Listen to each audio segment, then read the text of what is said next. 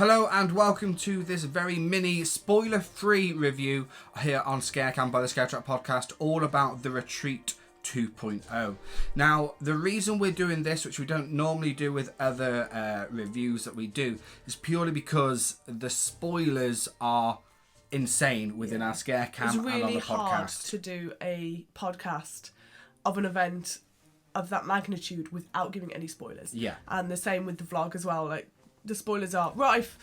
So if you're coming to this and thinking, oh, I'll go watch the vlog, go watch the podcast, if you have tickets, do not. Yeah, absolutely. It's better to go in not knowing. Yeah, which is why we've done this. This is a sold-out event, so many of you have already bought tickets for this year, 2022, and you might want to hear a little bit about it, which is why we're doing this spoiler-free mini ScareCam review now.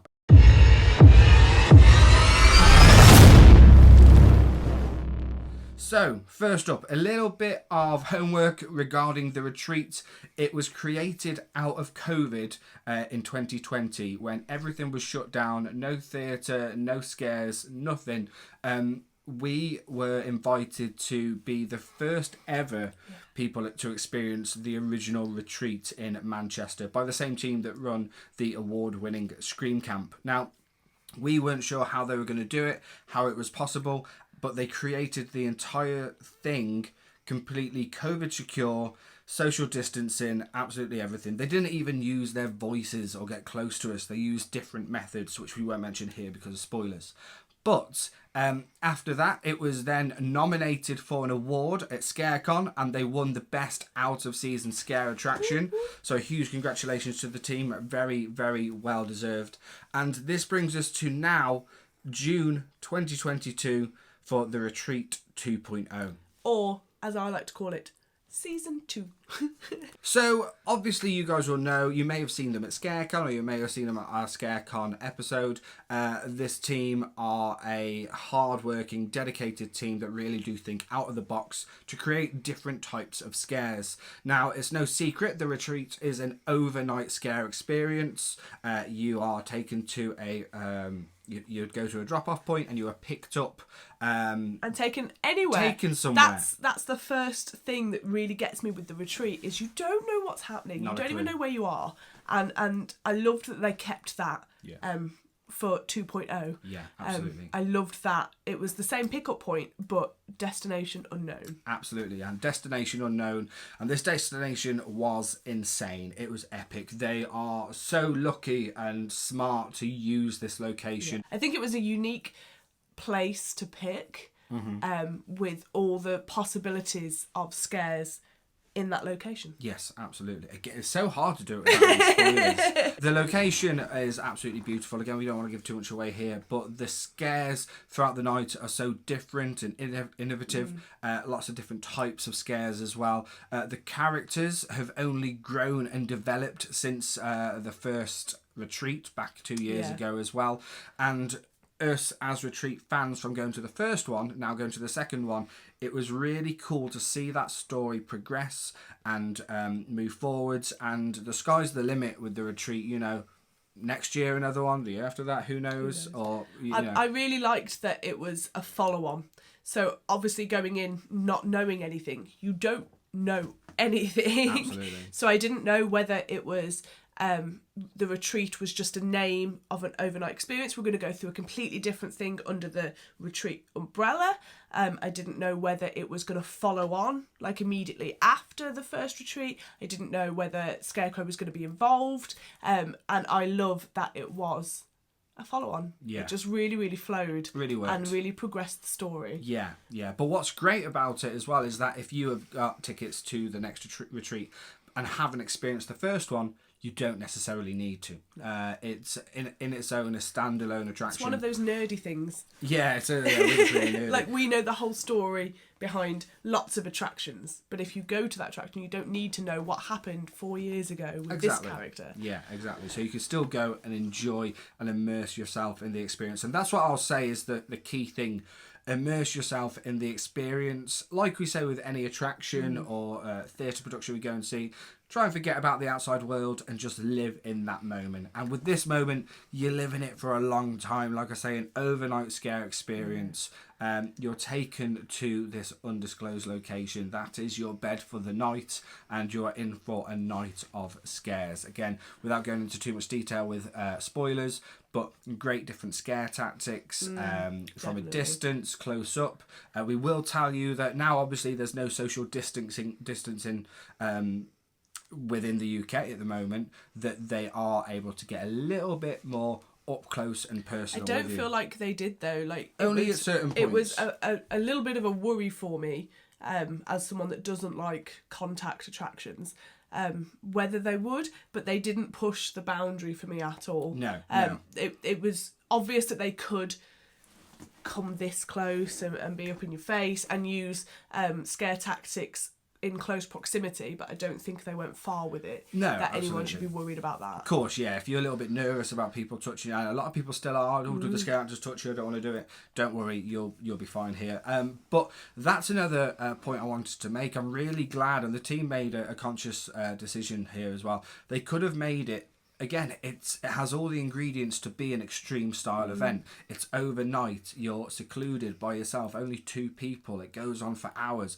This could become really extreme, or it could be more of an intense attraction like ScareCam is, but they didn't. They still wanted to keep down to the roots of the retreat, keep it immersive, theatrical, horrific, slightly psychological as well. And you do have moments, again, I won't say too much, but similar to the first one, where you're thinking, do we or don't we? And that's what I like about it. It's not shovel or burn or shovel or do. So yeah, and again, if you've seen the first ScareCam, you'll understand that. If not, don't watch it until you've been. But it did keep that whole element of, it's not just you watching the show, you are involved within the show as well. And something else that we can say without giving too many spoilers away this time is that this was a more hands-on sort of experience. It was more so what you did helped develop what happened next. Yeah. If that makes sense. Yeah. I feel like we had choices. And maybe it would be interesting as well after there's been some more people gone through it to know if there's different endings. Yeah. Based on your choices, because that would be cool. Yeah, because at one point we could have made a decision to do something else. Could have changed the outcome. I don't know. That would be really cool. Yeah, so there we go. Again, we can't give too much away here. That's why we just wanted to do a little mini ScareCam spoiler-free review. I feel like we've told you nothing. But we have told you nothing, but that's what we want to do. But what we will say is that the team, they really wear their heart on their sleeves. You can tell that they've really thought out the whole evening. It's not just planning out a 5 or 10 minute attraction or a half-hour theatre show. This is an overnight scare experience. Everything's planned out, everything's paced, and everything's done really, really well. As it really is like living your own horror movie. It doesn't all just happen all in the first 10 minutes, does it? It happens over the hour and a half. Here it happens over 4, 5, 6 hours, and it progresses and builds, and the acting team do a really fantastic job of that. So they need to be commended there. And it was just a really epic night, wasn't it? It was something really enjoyable. Really loved it. Terrified us at multiple times, and that was with us having some sort of preconception of what the event is. So if you have done Retreat 1, or you've watched the ScareCam, listened to the podcast, and you're going to Retreat 2.0, you may have some inclination of what may happen here and there. Certain things that happened that were similar to things that happened in the first retreat that scared me more in the first retreat because it wasn't expected. Purely because we didn't know what was happening. Yeah. And then when it happened in the second retreat, I loved that it was the same because it gave it that, like when there's a callback to something in a sequel to a film and you go like, oh yeah, it was like that. Yeah. It was like that kind of, so instead of the fear that we had the first time going, oh my God, this has happened, it was the, oh my God, this is happening. That's the best way I can explain it. Definitely. But if you've never done the retreat before, you would get that first instant. Oh my god! instant. That is Oh my happening god! Sort of thing. Yeah, absolutely. I said it in the podcast. It's like it's the same formula but with different ingredients. And if you get it so right the first time, you don't want to change it too much the second time. But again, it felt like a very new style show. Character development. The again, without giving spoilers, the gang have got more powerful as such. So there's more going on, the rabble. So yeah, that brings us almost to the end of this mini ScareCam spoiler-free episode. Like I said earlier, if you haven't checked out the podcast or you haven't checked out ScareCam because you've got tickets or you want to keep it a secret, excellent, good, you'll enjoy it so much more. But here, thank you for watching this spoiler-free review. And also, huge congratulations to the Retreat team, not only for winning a Scar Award at ScareCon just gone, a huge congratulations to the team for their first show, but the second show, ScareTrack, are giving them a ScareTrack approved badge. That's basically something that we just want to do, something that just highlights excellence within the UK scare industry. Companies that go that extra mile, that think outside the box, that offer something that really is of excellence. And of course, we don't want to do anything that anyone else does. We want to do what we do, which is our new ScareTrack approved badges. So huge congratulations to the team. We shared the news with them yesterday and they're really, really happy. So and it's well deserved as well. Of course, we do know the team, but we know lots of people within this amazing UK haunt and scare community, and that's why we absolutely love it and want to showcase it as much as we can here at ScareTrack. But yeah, it was another night that, similar to the first year, just blew us away. We were talking about it all the way home, and as soon as the Retreat 3.0 comes out, we gotta go. There's going to be a third. I hope so. We gotta go. So that brings us to the end of this mini ScareCam review episode of the Retreat 2.0.